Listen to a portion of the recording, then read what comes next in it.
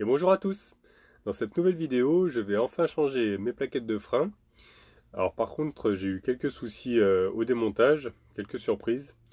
Et puis j'ai eu aussi une surprise à l'arrière du véhicule en vérifiant quelque chose. Donc je vous laisse découvrir ça dans cette nouvelle vidéo. Du coup aujourd'hui, je vais faire mes plaquettes parce que Anna est partie aller faire quelques photos avec le monde du camping-car pour un article. Et moi je suis resté là du coup sur un parking. Je vais en profiter pour faire mes plaquettes de frein parce que j'ai trouvé un parking en dur quoi. Et comme ça en attendant, au lieu d'attendre, je vais m'occuper, je vais faire ça. En plus il fait beau, donc j'en profite pour le faire. Par contre je vais me changer, je vais mettre un vieux short et un vieux t-shirt pour pas me salir. Sinon ça va abîmer mes habits, ce serait dommage quand même. Pour éviter de me salir, je vais prendre une paire de gants aussi. Comme ça j'aurai pas les mains toutes noires. Je vais faire le nettoyant frein. Et puis les plaquettes qui sont là. Voilà. Hop, je vais récupérer mon cric. Si j'arrive à le faire sortir. Ça commence bien. Ah, ouais, voilà. Il est venu. Hop.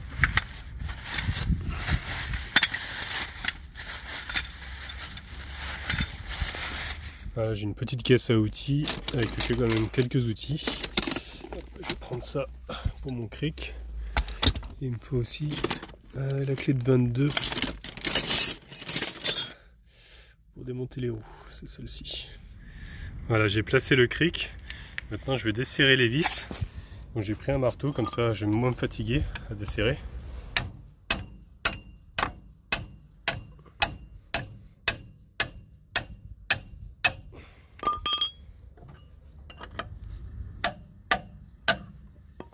Voilà.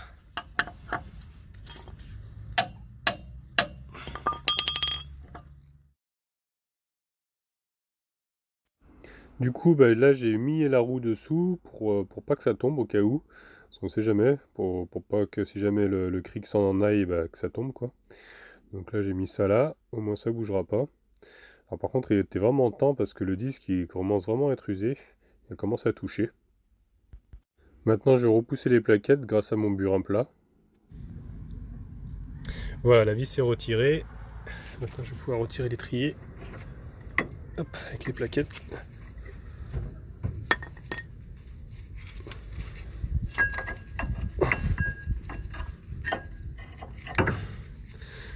Il y en a une qui est donc plus usée, c'est celle-ci. Elle est plus usée que l'autre. C'est parce que le coulisseau glisse mal. Donc il va falloir que j'arrive à le dégripper. Ouais. Celui-ci du haut ça va. Vous voyez, normalement ça doit coulisser comme ça. Celui-là il le fait. Et c'est celui du bas. Celui-ci là il est coincé. Donc je vais essayer de taper dessus pour le dégripper. Étrier. Et je vais le poser à côté. Voilà. Je vais le coincer là. Voilà, comme ça il bouge pas. Ah, il tourne. Ouais, c'est bon. Ça vient. Voilà, vous voyez, il est bien rouillé. C'est pour ça, là, je vais essayer de le graisser un peu. Je pensais qu'il me restait du dégrippant, mais j'en ai plus, donc c'est pas grave, j'ai un peu d'huile pas chère, là, je vais le graisser avec de l'huile moteur.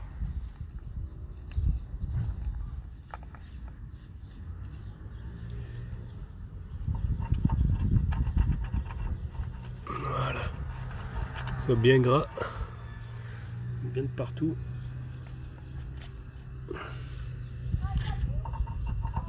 Ça coulissera bien.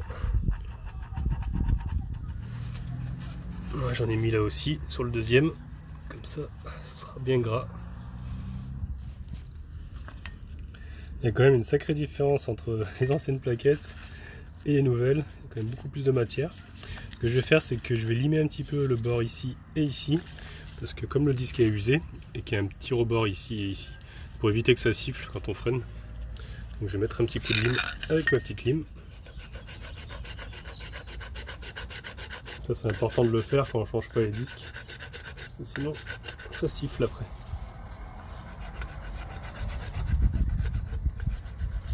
Voilà, les nouvelles plaquettes sont en place. Donc maintenant je vais remettre l'étrier.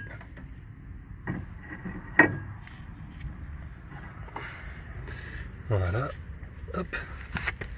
Et faire attention que les ressorts des plaquettes soient bien mis. Voilà. Impeccable. Bah, il me reste plus qu'à mettre la vis, la petite vis derrière, et puis c'est bon. En plus, ce qui est bien, c'est que dans la boîte, il y a des vis neuves, donc c'est l'idéal. Voilà, j'ai serré la nouvelle vis, donc c'est tout bon. Ce côté-là est fait. Un petit coup de nettoyant fin, voilà, pour enlever un peu le gras. Et puis voilà. Avant de remettre les boulons, je vais mettre un petit peu de gras avec le bouchon là que j'ai d'huile. Comme ça, ça évite que ça grippe.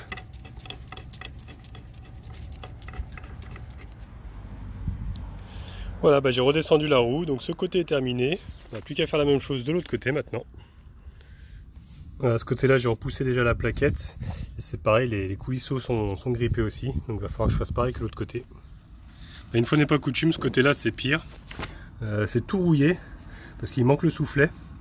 Donc là, je suis en train d'essayer de tourner, de taper, enfin, j'essaie de faire tourner la pièce, mais ça vient mais tout doucement, pour pas la casser. Ça commence à tourner. Donc c'est vraiment pas évident. J'y vais vraiment tout doucement parce que j'ai peur que ça casse surtout. J'ai réussi à le rentrer à fond. Je vais essayer de le faire tourner. J'ai mis un peu d'huile aussi. Ah, c'est bon. Ah, il ressort. Ah, celui-là il est vraiment très très grippé. Voilà, bah, j'ai réussi à l'avoir. J'ai bien eu peur que je reste coincé parce que si je pouvais pas faire ça, je pouvais pas mettre les nouvelles plaquettes. Donc là j'ai bien tout lubrifié et je vais pouvoir remonter. Voilà, bah, c'est tout remonté. Et du coup j'en ai profité aussi pour vérifier l'arrière. Enfin je voulais vérifier surtout les roulements arrière. Et effectivement il y a un jeu. Je sais pas si vous voyez, vous l'entendez. Il y a un sacré jeu. Donc je vais resserrer aussi comme j'avais fait sur le CC ANA aussi, parce que je vais resserrer un petit peu les roulements arrière. Et il y a un sacré jeu, j'espère qu'ils sont pas morts. Là ce que je vais faire, c'est que je vais enlever le cache de mon burin et puis mon marteau. Hop. Voilà qui est fait. Et maintenant je vais essayer de resserrer le boulon là. Comme c'est des roulements coniques. Et je vais déjà enlever la graisse pour y voir un petit peu plus clair. J'ai trouvé la bonne douille, c'est du 32. Hop. Voilà, donc on va essayer de resserrer ça. Alors par contre de ce côté là il faut desserrer pour serrer. Alors, je suis en train de serrer tout doucement. Il ne faut pas trop serrer non plus. Voilà, là il n'y a plus le jeu. Il y en a un léger jeu, je vais serrer encore un poil. Mais il ne faut pas trop serrer sinon ça écrase les billes. Là c'est pas mal. On n'est pas trop mal là. Donc je vais pas serrer plus. Voilà, et puis je sais pas si vous voyez, là il y a une petite encoche. Donc là il va falloir que je frappe à ce niveau là. Au niveau de la vis pour qu'elle se torde et pour que ça s'empêche de se desserrer. Vous voyez là il était frappé avant. Donc il faut que je le refasse pour éviter en fait c'est que le boulon se desserre. Voilà, je sais pas si vous voyez bien à ce niveau là, j'ai tapé avec le marteau. Et maintenant c'est tordu donc il est pris dans l'encoche, il pourra pas se desserrer. Voilà, il n'y a plus qu'à mettre le cache tout doucement en tapotant. Voilà.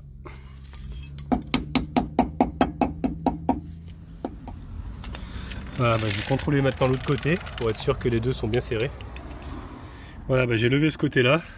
Et bonne surprise, cette fois-ci, il n'y a pas de jeu. Donc c'est impeccable, il fait pas de bruit. Donc c'est bon. Je suis bien content. Donc je suis soufflé à force de lever les roues. C'est avec un cri comme ça, c'est pas évident. Mais je suis bien content. Ah, le retour de la salade Sodebo. Ça faisait longtemps que je vais peut-être manger avec mes doigts. Du coup, je vais faire les niveaux de boîte aussi. Parce que du coup, comme tu m'as rejoint, ouais. Je vais faire aussi ton niveau de boîte. Je vais en profiter. Comme ça, autant que je sois sale, si je me suis tout pourri, autant tout faire d'un coup. Bon du coup c'est bon, j'ai fait les niveaux. Donc le mien manquait un petit peu. Donc du coup c'est tout bon, j'ai fait les niveaux. Donc le mien manquait un petit peu. Comme il y a les joints spi qui perdent un peu. Celui d'Anna ça va, le niveau était bon. Donc c'est parfait. Alors par contre j'ai une mauvaise surprise dans ma salle de bain. J'ai mon support qui s'est cassé. Déjà il tenait plus beaucoup, je voyais qu'il s'était fendu. Donc là il est complètement cassé quoi. Donc il va falloir que j'achète de la colle je pense. Je vais essayer de le coller.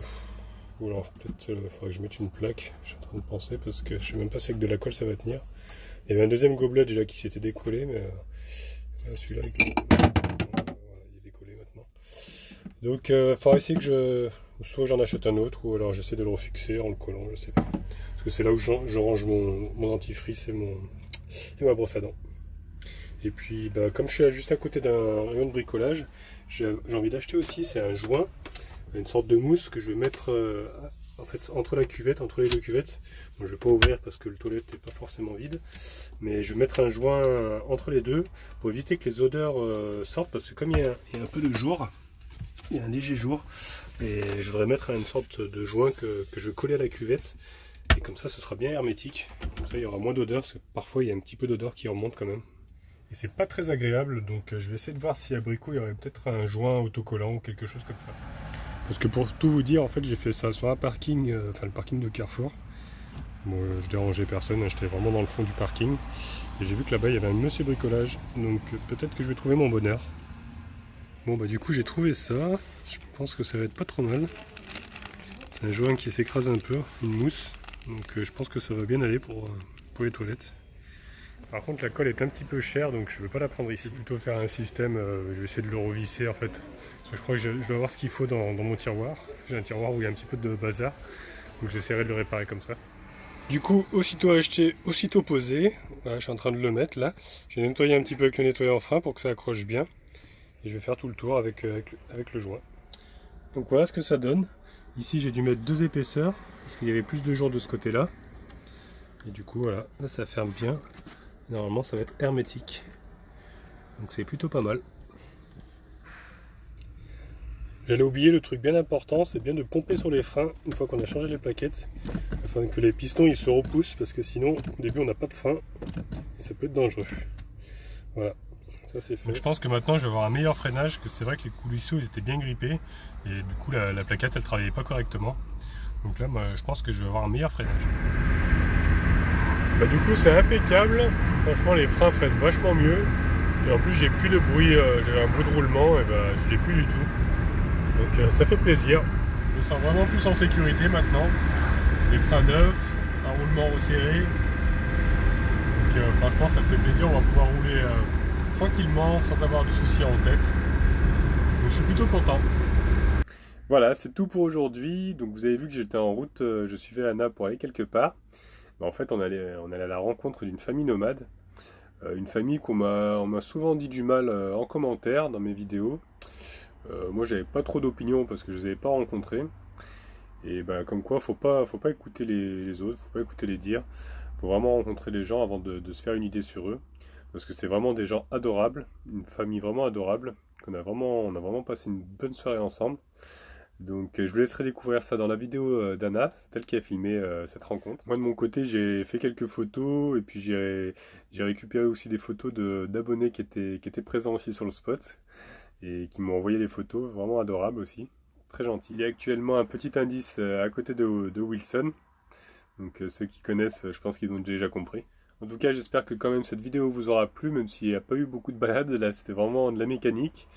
Mais bon, c'est vrai que ça fait partie aussi de la vie nomade, on va dire, que de pouvoir se débrouiller un petit peu par soi-même. Après, on peut aller aussi en garage, mais bon, ça coûte un peu plus cher. Donc voilà, je voulais quand même vous faire partager un petit peu les moments un petit peu moins agréables, on va dire. C'est le côté un peu moins agréable parce qu'il y a toujours un petit peu de bricole à faire. Mais bon, il faut bien le faire, hein. Je pense que c'est comme dans une maison c'est pareil, il y a toujours à faire. En tout cas, j'espère que cette nouvelle vidéo vous aura plu. Donc si c'est le cas, je vous laisse mettre un petit pouce bleu. Vous pouvez laisser des commentaires aussi. Si vous n'êtes pas encore abonné, abonnez-vous, comme ça vous verrez la suite. Et au cas où on ne se reverrait pas d'ici là, je vous souhaite une bonne soirée et une excellente nuit.